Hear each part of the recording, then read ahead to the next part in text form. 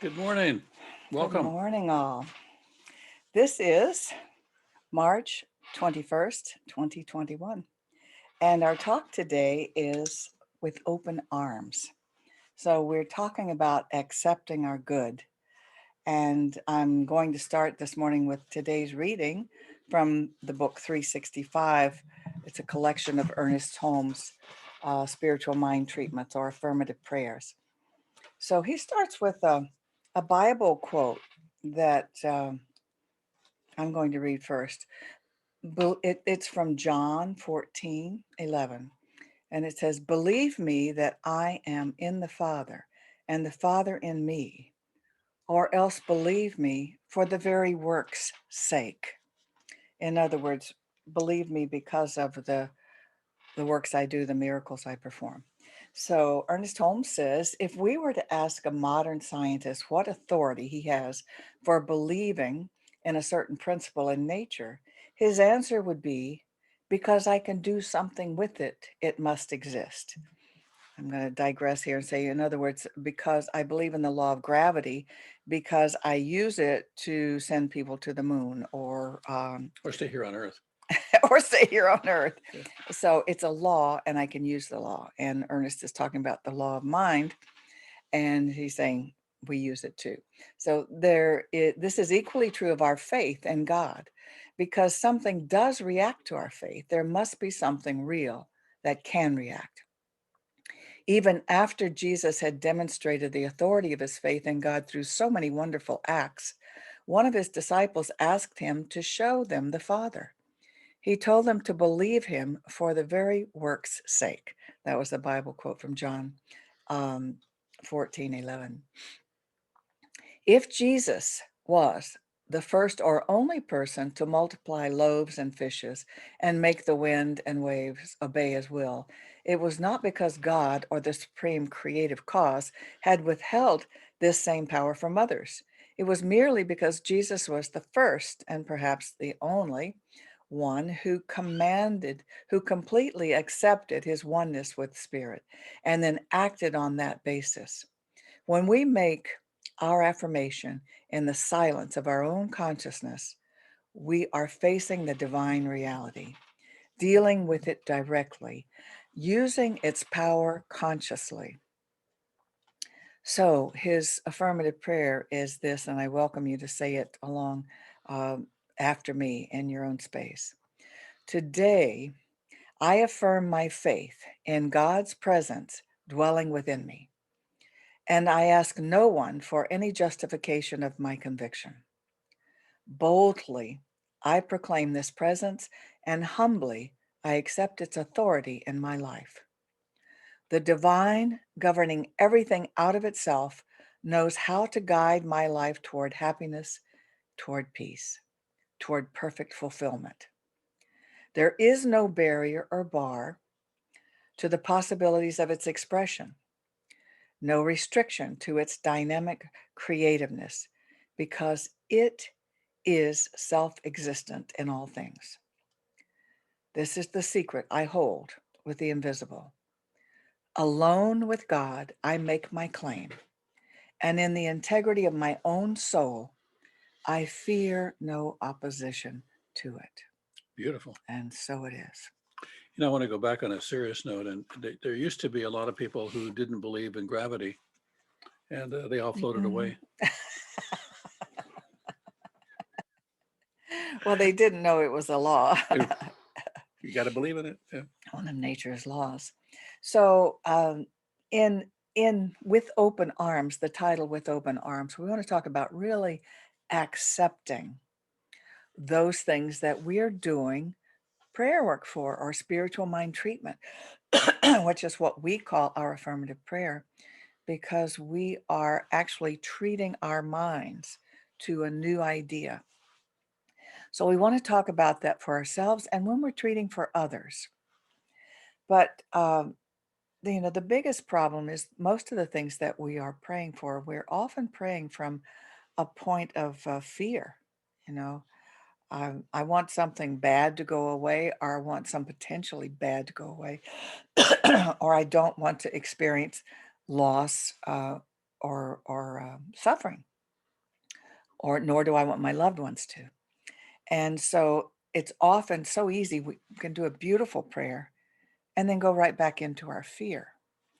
And I'm sorry to tell you, but that really negates the good you did. It's like, doing two strokes forward and three or four strokes backward.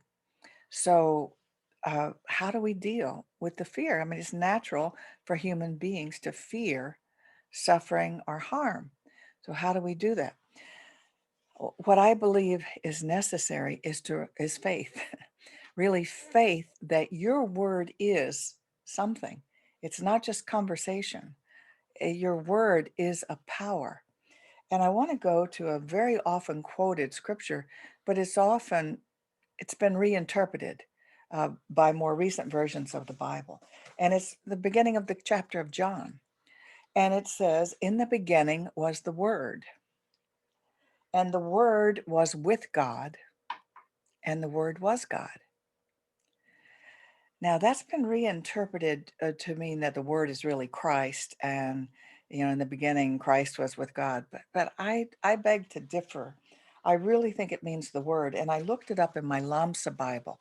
Also, Lamsa is a Bible translation. Uh, George Lamsa, that shows you. George Lamsa is a Syrian man. And Syria has the language that's the closest to the language that Jesus spoke when he was on this earth. And so when he reads the texts that were written, he knows how the Aramaic would have been. And so his translation is practically identical to the King James Version. It says, "The Word was in the beginning, and that very Word was with God, and God was that Word." So what the heck does that mean? Well, I believe that it means that God is with us, in us, can't be separated from us. It's part of our every cell, energy, our consciousness. We can't get it out of us. It's there.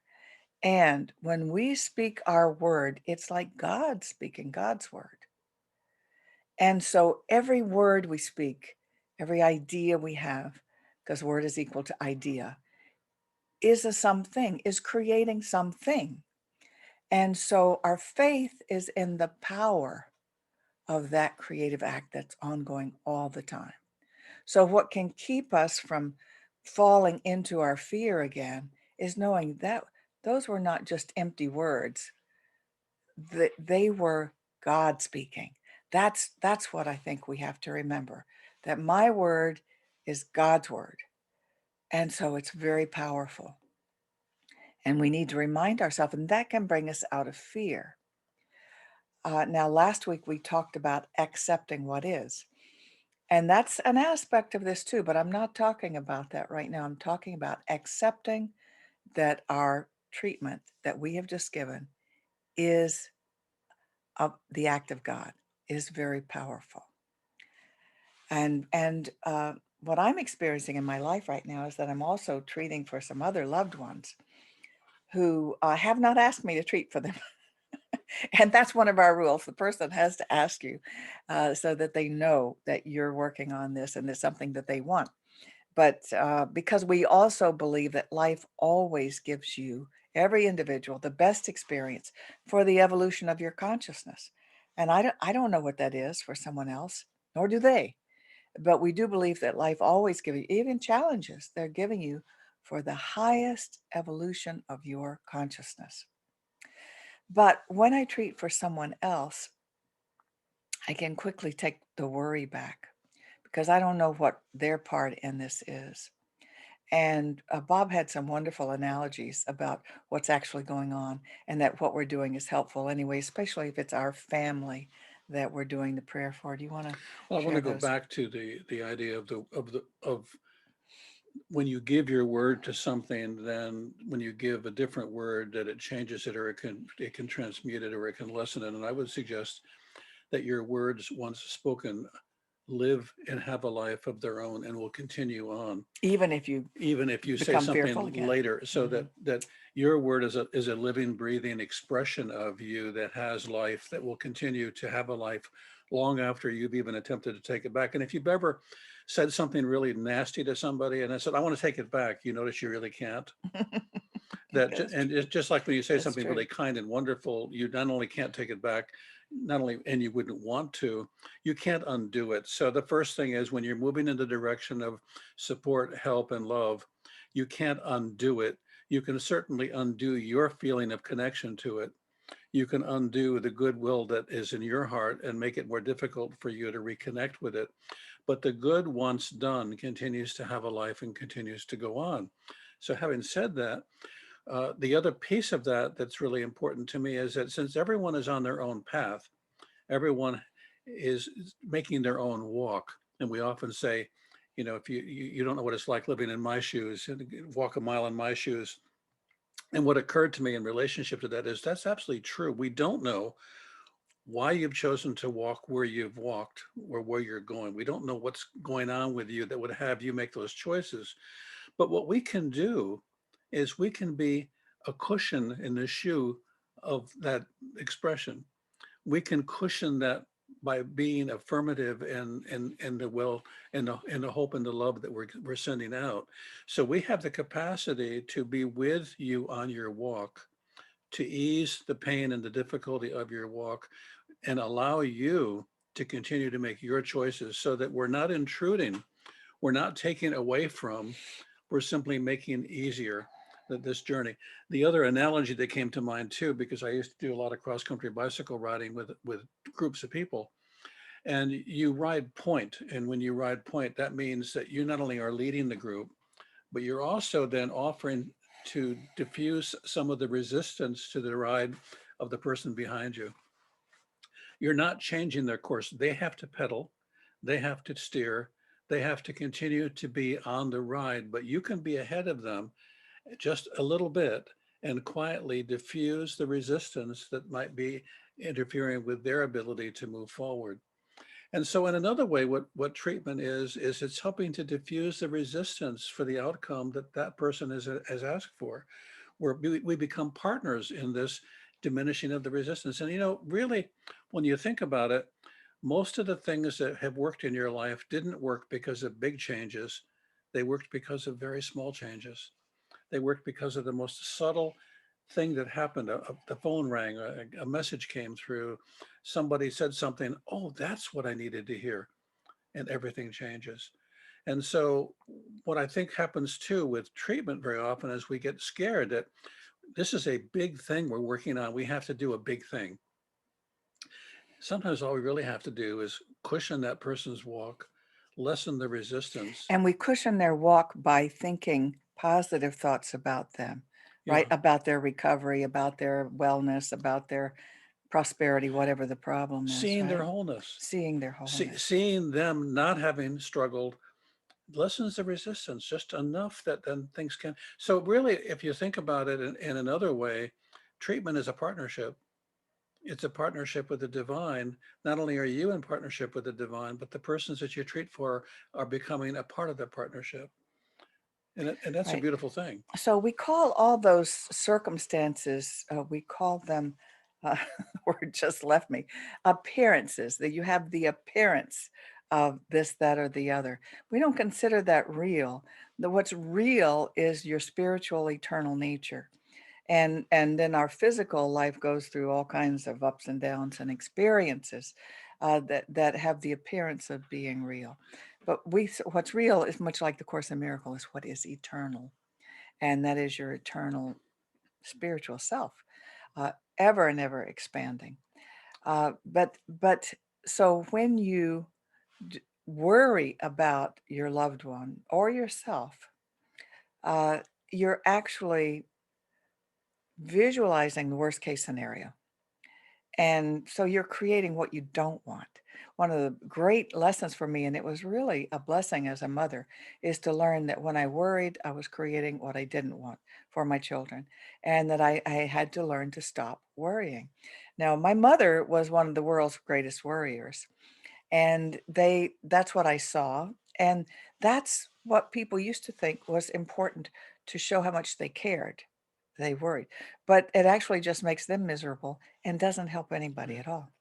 I noticed when I did a lot of bicycling that night riding was easier than day riding. And night riding, because during the night rides, I couldn't see the hills and I wasn't distracted by appearances. I simply pedaled as hard as I needed to get to where I needed to go. We are often so distracted by appearances because we believe in the appearance, not in the truth. I often didn't believe while I was day riding in my ability to get to the top of the mountain. When I was riding at night, I didn't see the mountain, so it was easier to climb it. Sometimes what happens is we invest a Mm, lot of energy in seeing and the the mountain appearances, and the yes. appearance of the mountain rather than what about the strength you have that's always gotten you to the top? Yeah, I know, but this is a really big mountain. Right. And what you notice when you do, and I don't know if any of you have ever had this happen, but what I've noticed is that when I see the mountain, there's this kind of shock. Oh my God, that's huge. And that my entire body registers that as this is going to be impossible. And I wonder in our daily living how often we disarm our best efforts to do something good with that shock of, oh my God, that's a big deal. And so I'm going to have to do a really big prayer as opposed to actually to get to the top of the mountain just requires a lower gear and you don't get off the bike. Right. And that's a great analogy. And another thing that can really help is to understand that it's not what's happening that makes you unhappy. Mm, It's what you think about it. It's your thoughts about it, your assessments about it. And so it's helpful to realize that you can say, this is what's going on. And I don't know why that's best, but whatever is best. If it's for the ever evolvement and evolution of each person's consciousness, even if it's painful, then I have to accept that what is best. And if I'm doing ain't it awful and I'm so fearful and I hope that doesn't happen, we're not being helpful to them or to ourselves. it's amazing to me how often we ask the question, why is this happening to me? Or Why why is this? me? And I think about, Or why them? and sticking with the same analogy, I don't think it would ever be helpful to say, now, why is that mountain there? Let's stop right here. I'm not pedaling any further until I can figure out why that mountain is here and why the wind is blowing in my face. That why question really just stops you from the thing that you need to do, which is to continue your journey, understanding that that is just what's so. And it really, I remember, And it is a journey. yeah, I remember one ride and one of the guys on the ride was just complaining and he would slow down and I said, here's the deal. Complain as loud as you want, even scream and holler while you're riding if you want to, because nobody's going to complain about that. But the only thing I ask you to do is just keep pedaling and keep up. And he found after a while of screaming and bitching and complaining that he couldn't do both the complaining and the riding. And so he made a decision and he continued to pedal, but he stopped complaining.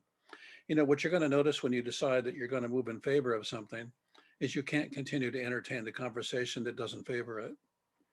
But you have to be willing to you have to have the desire.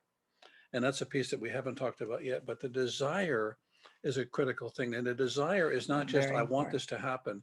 Oh, it's a The desire strong is desire. this has to happen. I am going to do all that is within my reach and power and capacity to move it in that direction, whether it's mentally or physically or whatever else it is. Everything will be addressing going forward. And that desire in combination with intention and faith that in fact the top of the mountain is an achievable goal, I want to tell a it's real story. extraordinary. Can I tell No, a I true don't have story? time for this. I got a call from a friend of mine last night. We lived together in the St. Petersburg area, and she taught me how to use the computer in 1990. It was I had used a computer. I'd used a word processor for my master's thesis, but I didn't know how to just use it for my personal use. I just bought my first computer in 1990 for business, and so she taught me how to use it. And she worked with them all the time. And the internet was new then, and, she says, "Oh, this is gonna be wonderful. I am gonna make a fortune on the internet." She says, "Anybody could make a fortune on the internet." Well, I went my way, she went her way, and later on, we came back for a visit, and she was really living large. She had a big, beautiful home on the water. She had boats, and she said, "Yeah, I'm making a lot of money with the internet business." And then I was talking to her last night, and I reminded her, "You told me that you would make a fortune, and you did." And she had actually forgotten that she had, because she said, "That ended up with bankruptcy for me." And I said, "No, I didn't know that." And she said, "Well, I had a bad partner." And so, but she had forgotten that she had spoken her word and it had materialized. She said, "Yeah, I made a couple $1,000,000 on that deal." How many fortunes have we forgotten, and how many bankruptcies have we remembered? Yeah, And, exactly. and I think I Exactly. think for most people, they have a list of their bankruptcies, which is far larger in size, but not in number, to the number of masterful successes that they've experienced. Yes, true. And so I said, "Do it comes, it goes." She said, "Yes, it does." So, um, we had such a good time yesterday, walking and swimming and being outside. I don't think you picked any music for me, I didn't for pick any us. music, and I didn't even think about it. No, but I've been practicing this, just so all of you know that we practice what we teach here. I've been practicing rigorous honesty with my diet, Yes. and really working hard. I've lost 8 pounds, and yesterday I lost a moment, and I had a calzone, a big calzone with lots of cheese in it. And then I went to the pool later in the day. But I want to show you how this rigorous honesty works. Today, I reviewed very carefully my day of yesterday, and the calzone, and going to the pool. And I've decided that going to the pool is what's making me fat, Must be, because I gained must be. I gained a half a pound. And I had a choice. Was it the calzone? Because in rigorous honesty, you have to really look at this. Or was it the pool? This is It true. was definitely the pool. So I'm going to stay away from the water. And why I'm playing with that or having fun with that is that we make up so much of what we rely on in our daily living, and we need to go back and ask ourselves, what am I really doing here? And can I take a corrective course, or do I have to make up a story to cover myself so that I can continue to do whatever I feel like whenever I feel like it? And the truth is that we have to be more rigorous in our willingness to look at what we say we believe and then move in that direction. And what we do of Except it. for the calzones. Yeah. Exactly. I found calzones locally that were as good as I used to have in upstate New York, and that's a hard addiction to break. So I think what I will do now is end this recording. Okay, Let's do a treatment, and I'm going to see and we're going to talk if about I the could our find the future income. yes, if I can find that page. I didn't prepare it right. I started helping a person get on who hasn't joined us before a little early. So let's close with the treatment Yeah, then. Do let's you do want to that. do it together? Sure. Okay. Let's know together that there is just one life. That life is God's life, and that life is my life now. And I claim it. I claim all of it in every dimension of my being. I claim the passion for life. I claim the desire for the fulfillment of my richest and most personal expression. I know right here and right now that who I am in all ways is exactly who and what I need to be in order for this life to be completed by me in its most elegant and beautiful fashion. I know, I know that the word lives within me, and as I speak my word, it manifests through the power and glory of God. And so I know and I rest in the knowing that all is well and that life creates and has hills and valleys and it's all good. And I trust that. I accept that. So I choose to go through life in peace and in joy. And I recognize my goals and my dreams as opportunities for God to manifest newness in this thing called life. So I know right here and right now the wind is at my back, the sun rises before me, and all is exactly as it needs to be in this world that I live in and experience and express myself. And I know this, and so together we say, and And so so it it is. is.